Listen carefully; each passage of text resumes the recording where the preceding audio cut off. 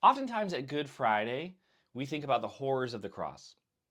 We think about how Jesus is the only innocent who ever lived. He died a horrific, violent, public, humiliating death, and we feel the weight of that. That's good. That's appropriate. That's beautiful. That's a great way to spend a Good Friday. This Good Friday, I don't want to just think about the history of what happened on that fateful Friday. I want to think about the meaning of what happened on Good Friday. On the cross, Jesus wasn't alone.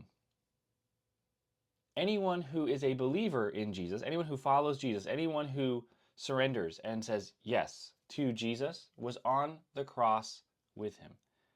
I think true freedom is found when we can let that truth move from our heads to our hearts. I think when we really believe that we're already dead, we will start to experience freedom. Garden City, my hope for us this Good Friday is that we would not see ourselves as sinners sinners struggling to be holy, but we would see ourselves as saints learning to be free. And I think that's what Good Friday sets the groundwork for, paves the way for, kicks the door open for. I want to give you 3 reasons so throughout this week you can keep coming back to, keep meditating on 3 reasons that you should see yourself not as a sinner striving to be holy, but as a saint learning to be free. Reason number 1, we are already dead. On the cross, Jesus wasn't alone. He had somebody with him. And this is what Paul is saying in Galatians chapter 2, verse 20. He says this, I have been crucified with Christ.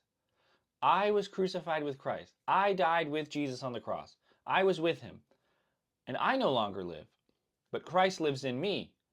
The life I now live in the body, I live by faith in the Son of God who loved me and gave himself for me. How is Paul able to say, I died with Jesus on the cross? He wrote this letter after all. What in the world is he talking about? Well, he fleshes this out in other letters, like in Romans 6, where he says, consider yourselves dead. When you think about who you are, consider yourselves dead to sin and alive to God. We are already dead. On the cross, on Good Friday, we died with Christ, and we should see ourselves as dead. What does that mean? I'm still very much alive. How do we see ourselves?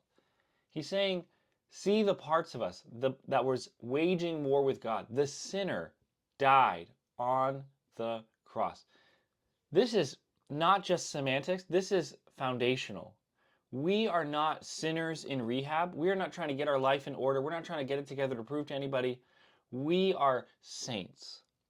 Now, I grew up thinking that saints were people who were like supernatural. They lived among us, but they weren't really like us. They did miracles, maybe. I don't know if I believed in miracles as a kid, but they did miracles and they prayed a lot, and that's what saints were. But did you know that Paul, in 6 of his letters, over half of his letters, or almost half of his letters, he addresses them to saints. Romans, to the saints in Rome. 1 Corinthians, 2 Corinthians, Ephesians, Philippians, Colossians, Philemon, they're all addressed to saints. Saints are anybody who just believes in Jesus. People who believe. Why? Because sinners died on the cross and saints walked away. We are not our failures. That's not our identity. Our identity is a holy one. We are saints. That's what saints means. You're not a sinner in rehab. You are a saint who has experienced resurrection. We don't need to fix the old us. We don't need to keep striving like, oh, if I do this, when I do this, I will have God's approval and blessing. On the cross, it's already there. We already have it. And that has a pretty huge implication for our lives. Reason number 2, we can see ourselves as free is because we don't dress up the dead. We don't dress up the dead. A lot of us want rules. And rules can be good and great. When I was a child, I had a bedtime. My bedtime was 9 o'clock. I found out from my friends that was kind of a wildly late bedtime. I don't know what your bedtime was, but maybe you need to have a conversation with your parents. Mine was 9 o'clock. I'm a 38-year-old man. I don't have a bedtime. And that's what the Christian life is like. I had a bedtime as a child to teach me, hey, you have responsibilities in the morning. You just need to understand, like, you probably need to be mindful of when you go to bed so that you can face the next day. When God created a people, he gave them 612 laws saying, this is what a life of love looks like. I have set you free from Egypt. I love you. I'm living among you. And this is what love looks like. And those laws were never meant to be, oh, if I do these, God will love me. It's like, oh no, this is showing me what a life of love looks like. Oh man, I can't do this. I am selfish. I mess up. I'm not always loving in every area of my life. It shows us our need. Paul says this earlier in Galatians, right before 2:20. In 2:17, Paul says, or excuse me, 2:19, he says this: through the law, I died to the law so that I might live for Christ. The law shows us our need, and that need should drive us to Jesus, to say, Jesus, I can't do this. I cannot live. You have to do this for me. I am not able to love people. I need to be made new. I need to be new creation. I die to the law so that I can live to Jesus. It's appropriate, again, on Good Friday to think about death, because death is shocking and terrible. I have never physically seen someone die. I've been in hospital rooms when people are close to death, and a weight comes into the room. It's a big deal. Wow, it's palpable. But in 1962, there was a famous boxing match between Benny Pennant and this guy whose last name was Griffith. And Pennant had had several matches before this, and he was really beat up. So he entered the ring that night tired and exhausted, and Griffith got him against the ropes, punched him in the head several times. The referee should have stopped it, but he didn't, and Pennant died in the ring. In front of thousands of people, people watched him die. The great American writer Norman Mailer just so happened to be in attendance that night, and here's how he describes that event. He said, Parrott died on his feet. As he took those 18 punches, something happened to everyone who was in psychic range of the event. Some part of his death reached out to us. One felt it hover in the air. He was standing in the ropes, trapped as he had been before, and he gave some little half smile of regret, as if he was saying, I didn't know I was going to die just yet. And then his head leaning back, but still erect, his death came to breathe about him. He began to pass away. As he passed, so his limbs descended beneath him, and he sank slowly to the floor. He went down more slowly than any fighter had ever gone down. He went down like a large ship which turns on end and slides second by second into its grave.